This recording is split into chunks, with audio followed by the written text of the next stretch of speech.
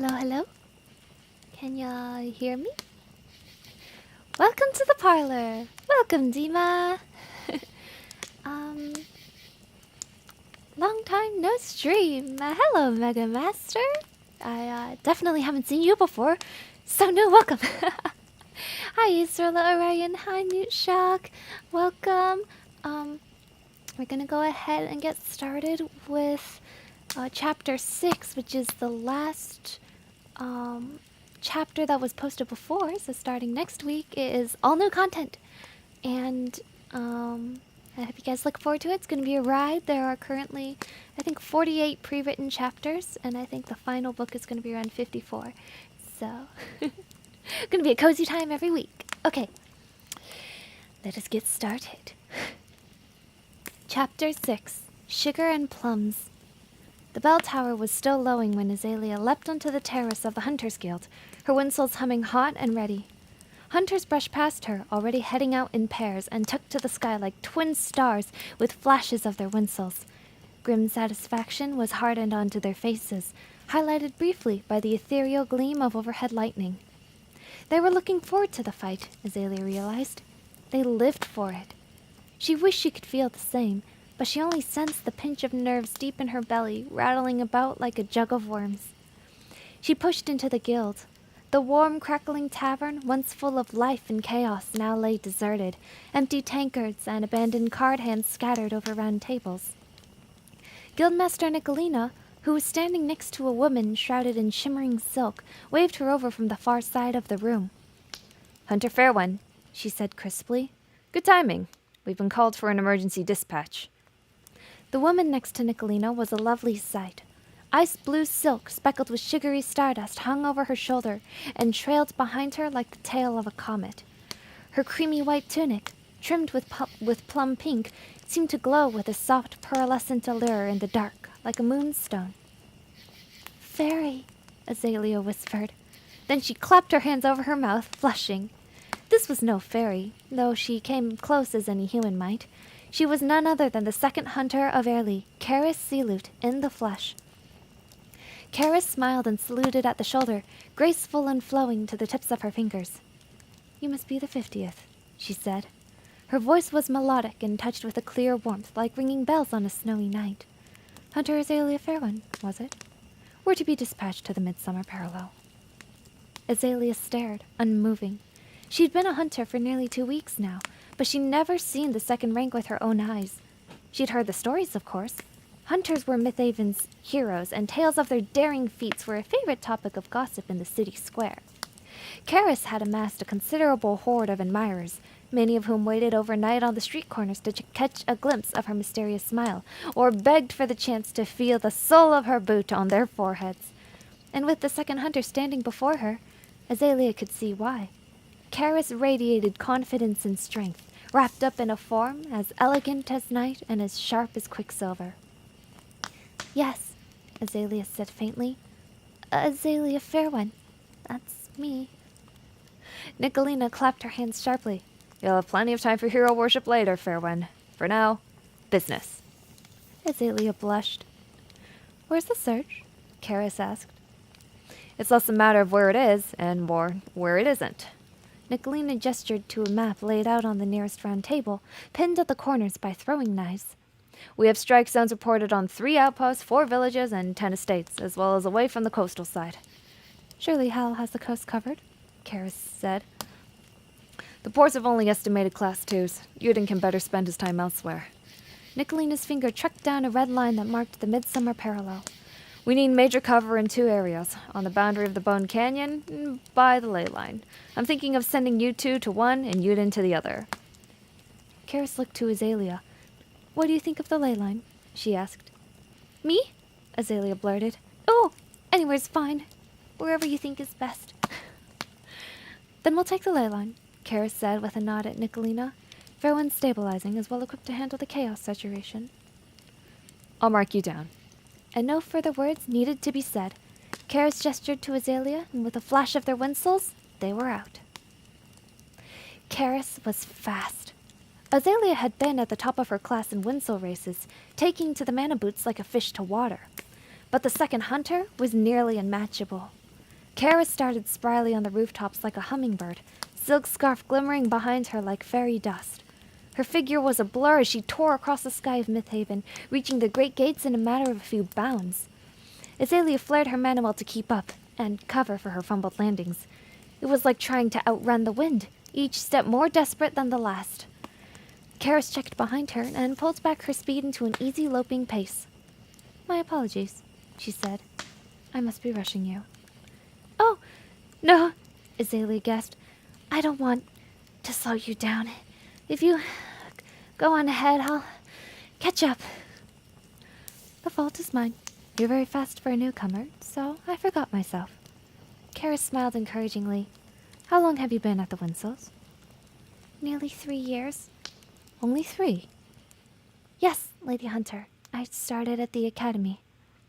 Karis's eyes glimmered in approval. "You're a natural, then. You'll be one of the fastest in the guild by next year. Mark my words." A distant spot in Azalea's chest warmed with pride, then was suddenly weighed down. It didn't matter if she was fast next year. She had to be fast now. This was a surge, one of the many premonitory quakes before the storm's ultimate strike. Lives were at stake. Karis led them over the vast agricultural fields on the outskirts of Mythhaven, down the flat lands that arched up to the receding line of the Tailplume Woods. If they proceeded north from here, they would encounter Azalea's childhood home, the once quaint, now deserted village of Lumber's Hollow that lay at the edge of the forest. Instead, Karis turned south, heading straight for the ley line settled between Airlean's capital and the crooked line of parched desert rock known as the Bone Canyon. As they approached the ley line, the burbling coat of blackened clouds in the sky thickened. The manna in the air was turning raw, electrifying Azalea's skin and making it difficult to breathe. She knew the symptoms would only worsen as they drew closer. Ley lines were the powerful veins of pure magic, braided throughout the world, saturating the air with raw, chaotic mana for miles. They were both a blessing and a curse, a limitless source of energy that powered Mythhaven's relentless pursuit of magitech, and a turbulent beacon that could resonate with storms, intensifying the damage to the surrounding region. "Have you ever fought around a ley line before?" Karis asked. Her voice was light and lilting as ever, completely unaffected by the stifling weight of the ley line's power. Azalea fought for a deep breath before she could respond. "No, Lady Hunter." "Please, call me Karis. We're peers in the same guild." "Understood. Azalea's tongue tied into a knot. Lady Karis." It just didn't feel right, speaking her first name as if they were colleagues. It made her feel sick. Or maybe that was just the ley line. Karis sighed. "That will do for present." She bounded forward and drew her sword. They must be close to arriving. You can likely feel the resistance in the atmosphere. "Chaos saturation?" "It's not so bad here, but it worsens the closer one approaches. Mind your distance." "Yes, Lady Karis." Ley lines were bearable from afar, but deadly in close proximity. Azalea had read plenty of tales in her class on magic phenomena on the dangers of a ley line. Surrounding plant life ballooned to fat, distended sizes. Ghost lights fed on the fear and regret of weaker minds, manifesting as unspeakable illusions and phantoms of the dead. Sometimes, the chaos saturation was all too much for the human system, and those who strayed too close would grow mad, or seize up and die from mana sickness. In a way, the dangers of a ley line were good fortune. They acted as an effective defense system for the vulnerable seam of the world's heart. Nobody knew what would happen if someone managed to break through a ley line's magical barriers and corrupt its flow directly, and nobody sane wanted to find out. Azalea shuddered at the very thought. "When you use your star shooter," Karis was saying, and Azalea shook herself to pay attention, "burn a little more mana when you stabilize. Say 50% more. And should you ever form something, you'll need to invest about 50% more into the structural component. Chaos saturation is not friendly to manacraft." "Yes, Lady Karis," said Azalea. It was just another disadvantage that storms sometimes like to inflict. By filling the air with so much instability, piecing any mana together became a struggle. Ordinarily simple forms, like a basic fireball, could fall to tatters, or implode on the manacrafter if they weren't careful. "Shall I reinforce your forms as well?" "Perhaps if things get tight," Karis said. She smiled. "Though I hope that I wouldn't be so sloppy." "That would never happen." "You never know." A hint of shadow touched her eyes. "Everyone makes mistakes." There was a story behind those words, but not one that Azalea felt privy to. They pulled to a halt at the lip of a hill, and gangly, winged forms beaded into focus below them. Vultures. A dense lot of them, too, from the looks of it. Azalea squinted at the mass, trying to pick out any larger shapes, Class 2s or Class 3s, but she could only see the uniform sizes of Class 1s. Odd. Surely Nicolina wouldn't have sent the second rank out for such easy pickings, even if there were an endless amount of them. The Leyland's aura was growing as thick and suffocating as a blanket, so Azalea burned her mana well low, gently pulling at the tangle of mana that was smothering her. The relief was immediate. She gulped in a breath of sweet air and relished the lightness on her shoulders, then turned to Karis and did the same. "Oh," said Karis quietly as Azalea peeled away the unstable threads from her skin. "That's quite pleasant." Azalea straightened. "I can sustain it, Lady Karis. You wouldn't run dry?" Azalea stilled, taking a moment to gauge her mana well. It did take work to constantly unravel instability in the background, but the air around her was thrumming with energy. She felt vibrant, alive, more powerful than she'd felt in ages. "The task is low resource enough for me to sustain it indefinitely," she confirmed. Karis exhaled softly. "Remarkable. You must be over 90% efficient in stabilization." "The exam claimed 95%, Azalea admitted. Karis' smile widened. "Then, if you wouldn't mind, it's of great help." Her sword flashed as she held it upright. "I shall engage. Stay at a distance with your star shooter." And she darted off like an arrow, streaking down in a bolt of retribution. Even Azalea's keen eyes strained to follow her movement. Karis cut from shadow to shadow, carving a tidy constellation between the mass of vultures with a spangle of diamond dust. They shrieked and slashed at her with their talons and beaks, but she always waltzed just out of reach. Then she pulled away, straightened, and snapped up her sword like a conductor's wand. The mass of vultures split into pieces with a fat squelch. Their silent remains fell to the ground in a shower of severed wings, talons, meaty chunks of body. Azalea clapped her hands over her mouth, revulsion turning over her stomach. It had happened so quickly. One blink, and 40 Class 1s had been downed. How? How was that even possible? Karis gestured up to the hill, and trembling, Azalea slid down. She continued burning her mana well to ease the encroaching burden of the Leyland's chaotic aura, but it felt mostly pointless in the face of the sheer power she just witnessed. "Is it over?" Azalea asked hesitantly. "Mythics forbid, no," said Karis. There was an eerie touch to her smile. "That would be so very bland." Azalea shivered. She kept her eyes averted from the sea of feathers and flesh scattered over the ground. "This was just the first wave of fledglings," Karis continued. "We call them heralds because their number will often signify how large the alpha is. The more heralds swarming in an area, the larger the pack, and the more powerful the alpha. So, 40 heralds. We're looking at a Class 3 or a 4. Her eyes glimmered. "I do hope it's a 4. They're far more interesting." Azalea swallowed. Nothing about Karis' demeanor had changed since they first met in the Hunters' Guild. She was still ethereal and graceful in the evening light, standing like a silken candle that burned brightly in the darkness of the surge. But now Azalea saw that her fire blazed a little differently. It burned with harsh edges, with vengeance. "Do you see that?" said Karis with relish. "Fun on the horizon." Azalea turned. A large shadow eclipsed the sky, looming over 3 times her height with a wingspan that blotted out the stars. In the low light, she could just make out its hefty body gleaming with hardened feathers, massive scimitar talons, and twisted horns projecting from its skull. And the heralds!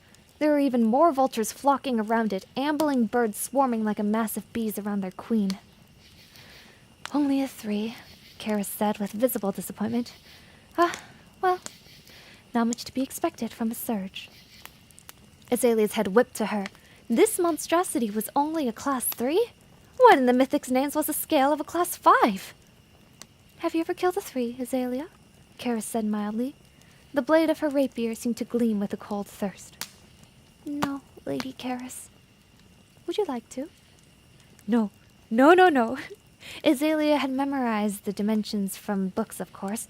Class 3 gyps fulvus, 4-meter height, 9-meter wingspan. But seeing it for herself only made her feel sick, faint, and nothing much like a hunter.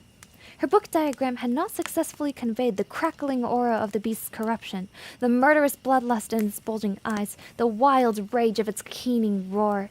Just being in its presence made her want to flee. Yes, she said aloud. Oh, sorry, I had to stop. Pause 1 second. Someone's opening the garage, so it's like an earthquake.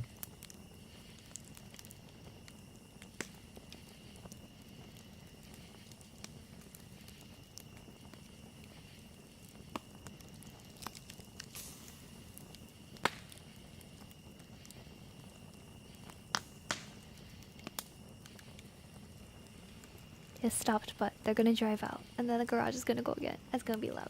Sorry. I guess I could just continue. It's just a little noise. It won't bother anybody, I think.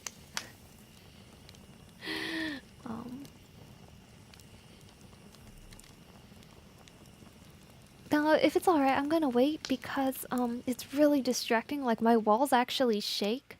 And there's just rumble everywhere. Yes, a little tea break.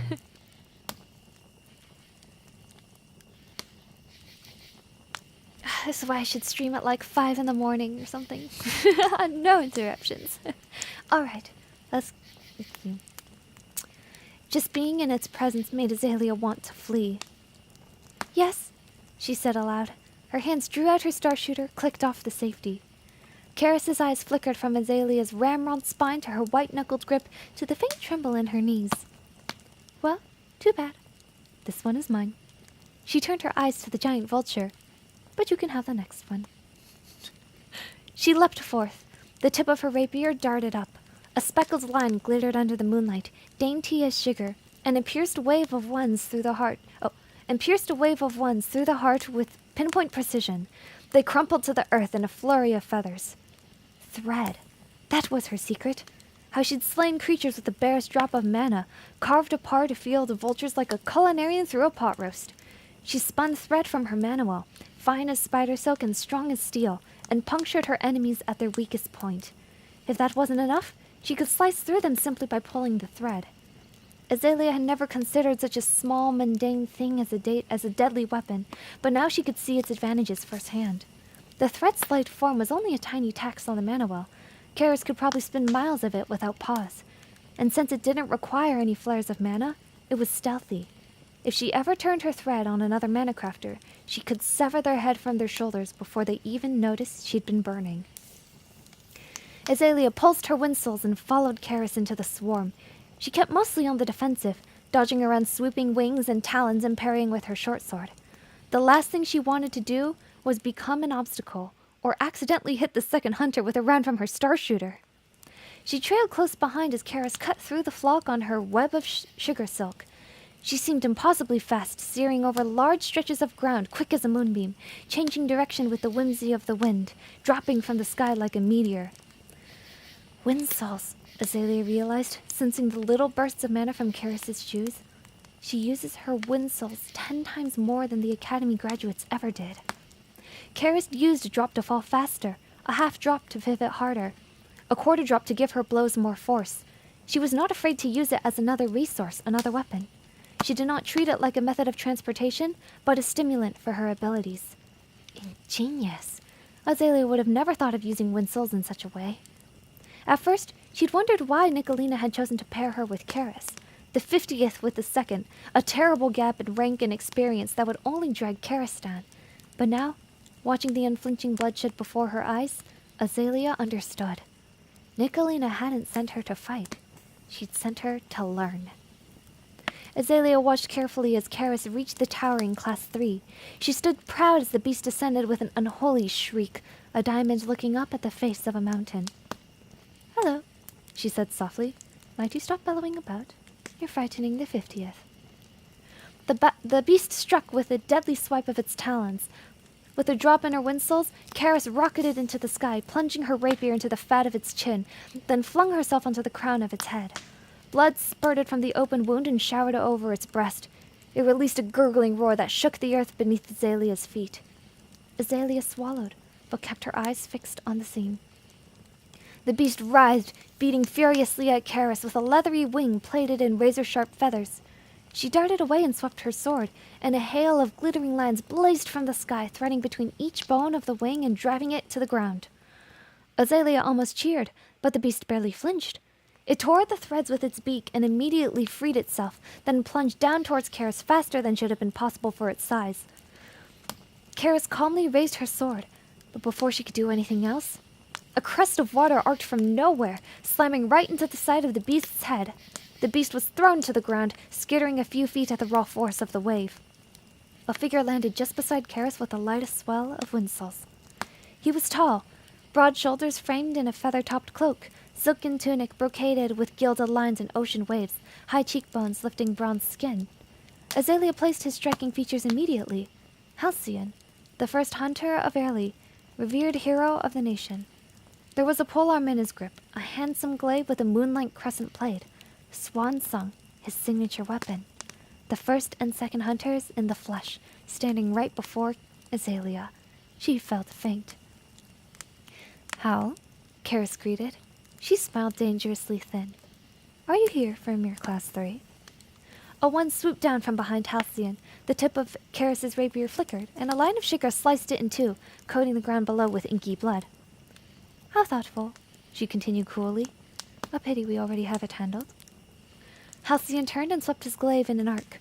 The blade flushed blue, and with a rush of water mana, a roiling wave burst from the ground and bore him up. He tore down with all the force of his windsoles and plunged his weapon into the Class 3's head. The glaive dug in deep, throttling into the crown and piercing right through its thick skull. Halcyon exhaled. His manual pulsed. Water exploded from within the beast's skull, sloshing out of its beak, its eye sockets pumping out chunks of flesh and gray matter on the ground in a foamy red wave. Its body swayed, then fell dead, a giant mass of bloodied feathers. Halcyon looked at Karis. "Just passing through," he said, and with a light flare of his windsoles, he arced into the sky and was gone. Silence fell over the corpse-ridden fields, unbroken by the whisper of evening wind. Karis looked at Azalea, then sheathed her sword. Her face was fixed into an unnervingly disarming smile. "Excuse me," she said sweetly, "while I take my leave to scold him." "Scold him?" Azalea said, surprised. "But he helped us." "He helped himself." Karis's manual was already humming, reaching towards her windsoles. "If he takes the kill, he takes the credit. It's how things work at the guild." "That doesn't sound so bad." "It wouldn't be," Karis agreed, "if he hadn't taken it from me." And Karis blazed into the sky faster than Azalea had ever seen, a plum-pink firebolt that disappeared in the blink of an eye. Azalea was left in the barren flatlands, ghost-like silence from the sea of corpses around her. Eventually, she straightened her cloak and looked over the battlefield. She would dutifully count up the bodies, or what was left of them. It was somewhat hard to tell with parts strewn all over the place, but an official count was needed for Nicolina's report. But first, there was another matter that she needed to address. Azalea turned around, facing the large and rather unsightly remains of a fallen Class 2 vulture. It was much harder to detect in the congestion of the ley line's mana, but still she felt it, a speck of gold in a sand bowl. Someone was burning their mana well. There was a living human being among this mess of corpses, and they were watching her. Instantly, Azalea raised her starshooter and trained it right above the vulture. "In the name of the king, reveal yourself," she commanded. For a moment, there was only silence. Then, fluid and unhurried, movement. A pale shadow bedecked in ivory bone knives rose to its full height, and a roguish smile lit from underneath a gray-green cloak. One undamaged crimson eye surveyed her from the darkness. Azalea's grip faltered. She stared at the newcomer, jaw slack. "Well," said Echo placidly, "this is awkward." End of chapter.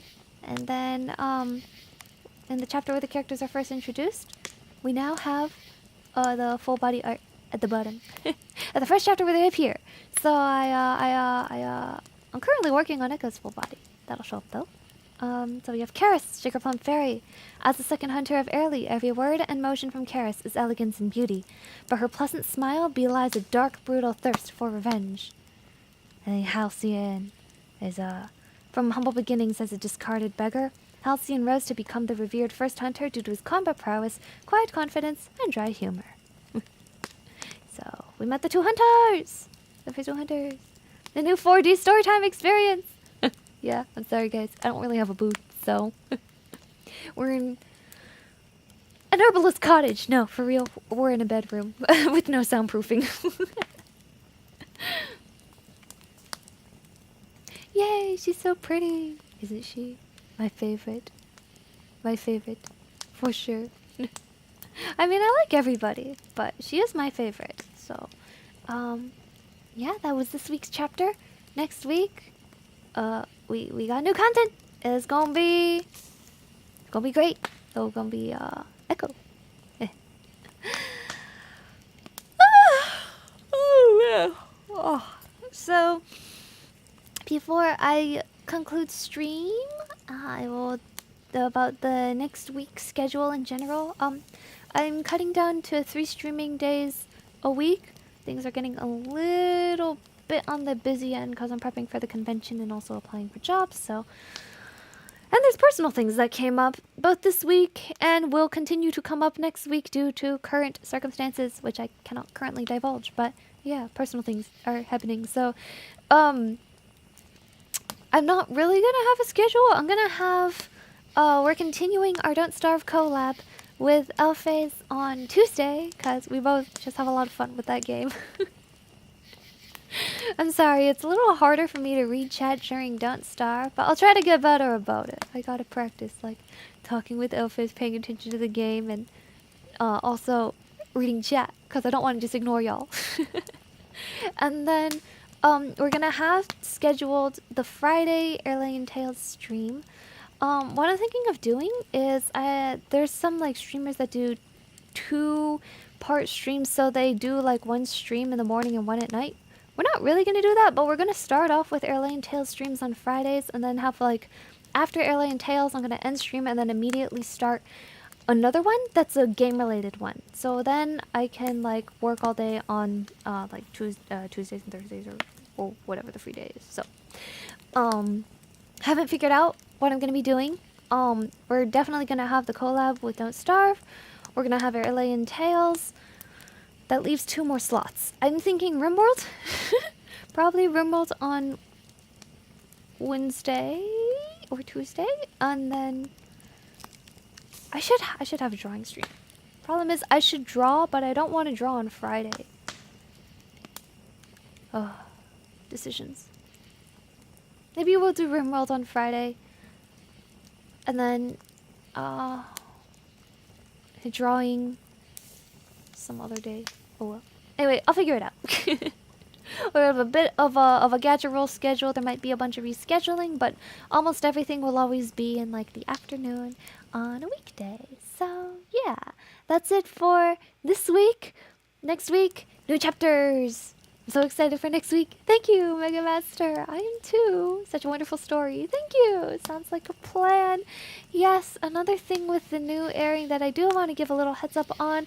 I don't think most people care, to be honest, but I'm not going to be releasing a drawing every week. That's one of the things that burned me out the first time, because I don't like drawing nearly as much as I like writing. So there's going to be a bunch of chapters that are text only, but that gives me time to draw some things I really like to for future chapters. Like there's going to be a chapter that has a lot of food and I want to just draw some food. And then maybe like a concept painting here and there. So it's really going to cut down. It is going to be a lot more like a light novel. Still, I hope you guys enjoy the story and the characters, because that's really what this is about. And yeah, I'll see you next week with the new Airlean Tales. It'll be great. Other than that, I'm gonna send you off, so have a most wonderful weekend. I'm not going to draw milk buns. I am not going to. They're basically just like the custard bun at any default Asian bakery you go to. But there's cakes and things like that. So, original food. So, hey. Alright. You guys have most wonderful day and weekend. Goodbye.